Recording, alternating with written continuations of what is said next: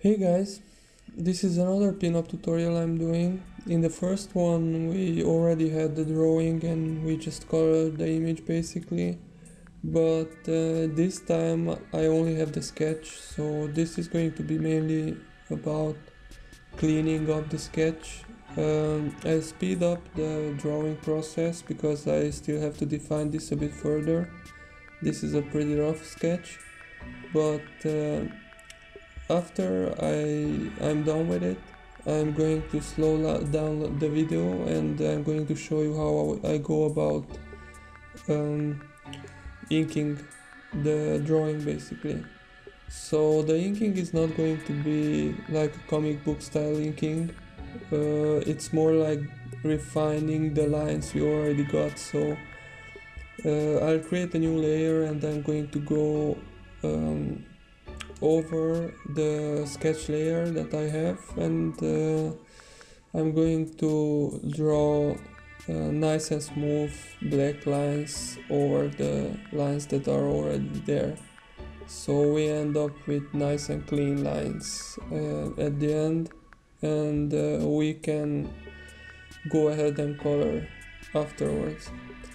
So yeah, I'm just speeding this up then.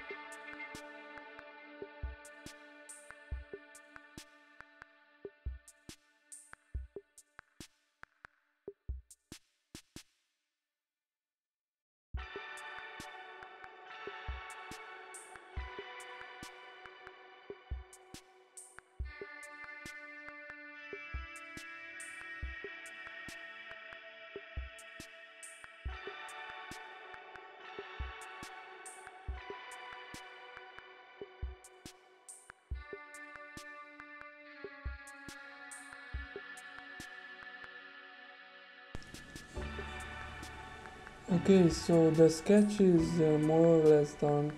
I'm just adding some final touches here, straightening up some lines so I can see better when I start inking it.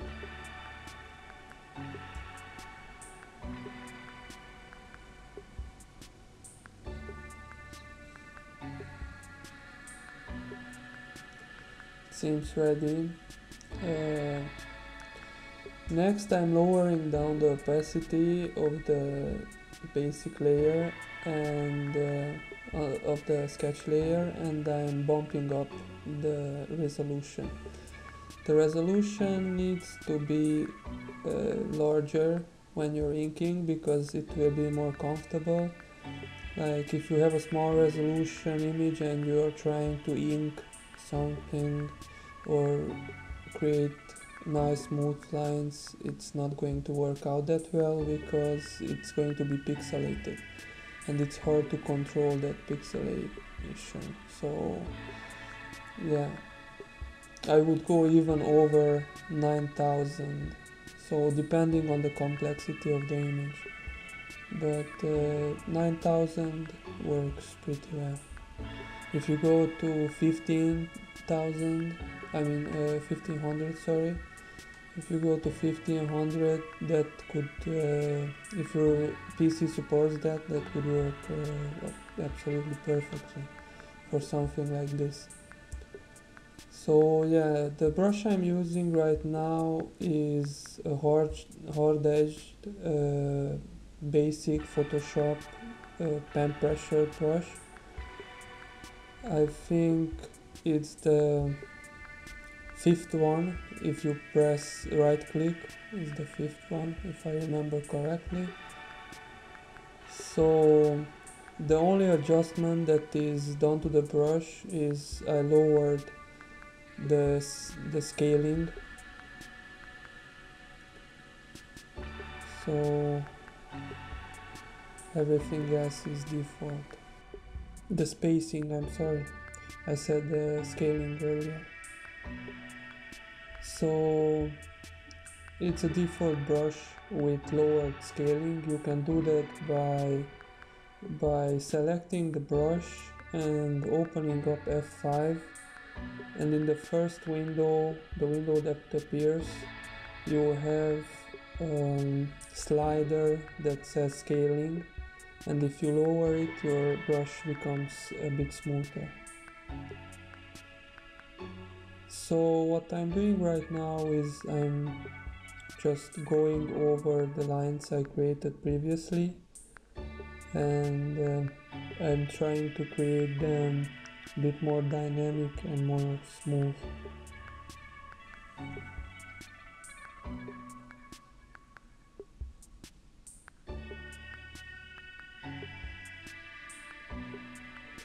This is the boring part actually, especially if you have a pen tablet and you don't have intros. It's really difficult to get the lines perfect the first time you are doing it. Like, especially with the long lines, it gets really tricky, so you have to draw them a couple times to get them to look the way you want them to look.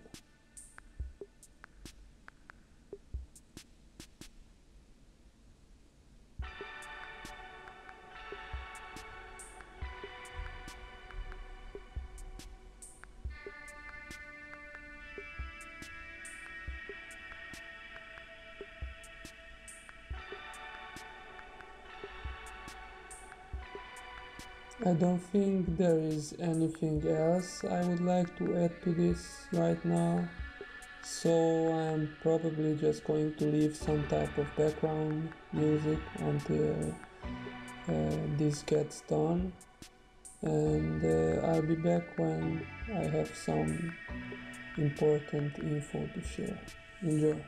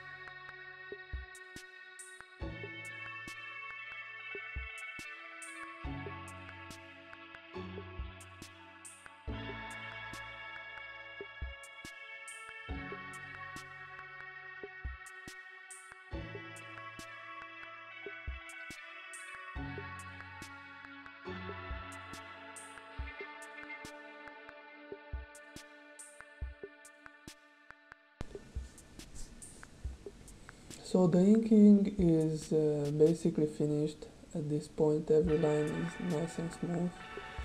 What I made here, I made an action for filling the layers with color, so I save some time.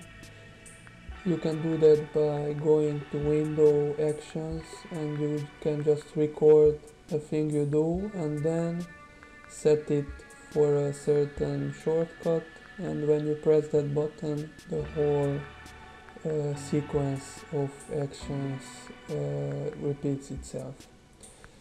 The one you recorded, I mean. So every single color is on another layer here.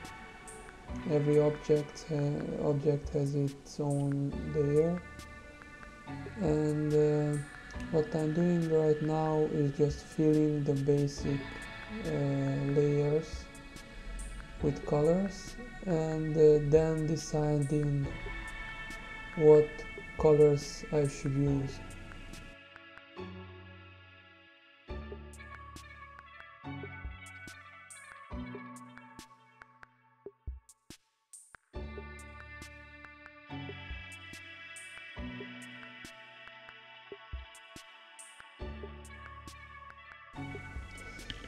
I started shading right now. I usually go through the shading with the big brush. I lower the saturation, I increase the saturation, and I decrease the brightness of the color, and I just roughly go over the shadow areas. After that's done, what you can see here is the ink layer we've done a couple minutes ago is locked, so I can't paint outside it. You can see in the layers panel, the first little icon above the layers is the lock pixels layer. So lock transparent pixels. So that means that you can only paint on what already has pixel information on it. So you can't paint on empty areas. And what I'm doing right now is adding some color to the contour, so it isn't that harsh. Like the black is usually too harsh for contours. That's just a personal taste, but I think it works better if you use the color of the object but a little darker and maybe a little bit more saturated.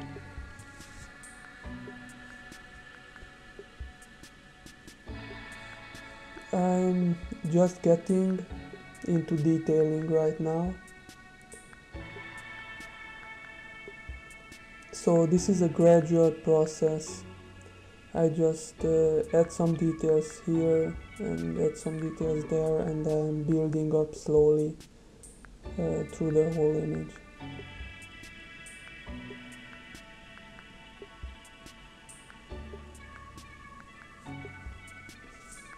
Trying to add some highlights too, because until this point I was adding only the shadows. For the highlight colors, I usually do the exact opposite of what I'm doing for the shadows, meaning that I will decrease the saturation and I will increase the brightness of the color. That's basically because shadows are usually darker and more saturated, and light areas are usually more desaturated. In some cases that's not true. Let's say for occlusion shadows, it's probably best in my opinion to use desaturated colors. Like for really dark spaces and really dark occlusion shadows, I would use desaturated shadows. But for any other kind of shadow, I'm sticking with saturated. And usually you can mix in the shadows the colors of the nearest objects to the shadow you're painting in. Like, let's say for the shadows of the hair, I could mix in some sort of reds from the body in this case,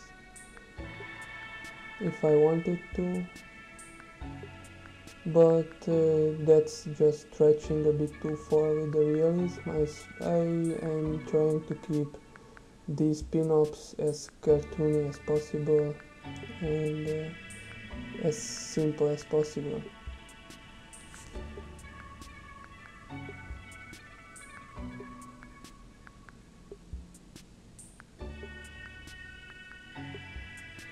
Now I'm defining the shape of the breasts. I'm trying to give everything a bounce like too.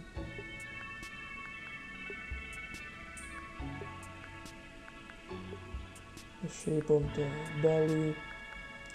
and in this case I'm creating a separate layer of the arm because it's easier to shade behind the arm that way.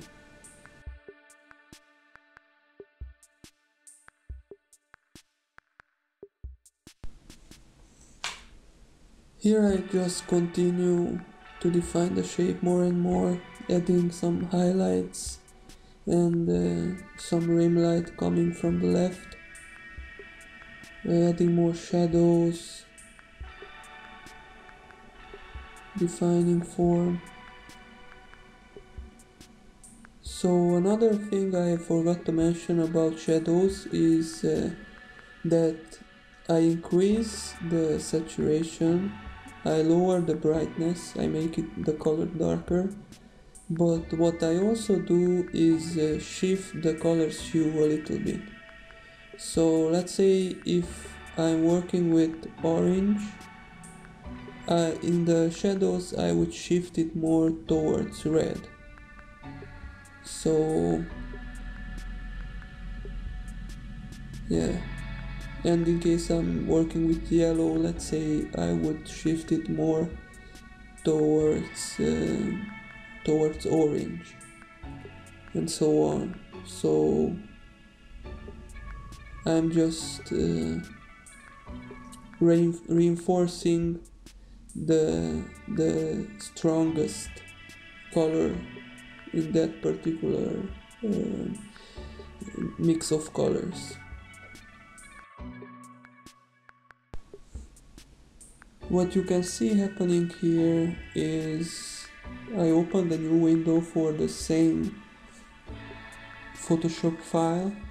You can do that by going to Window, Arrange, and then you can choose New Window for the name of your project. So this is helping me to look at my image from a distance while I'm still detailing it, but as you can see I have the strange habit of zooming in and out regardless of having that window, so yeah, but I just like keeping it there. I just take a glance from time to time and I see where the whole detailing process is going.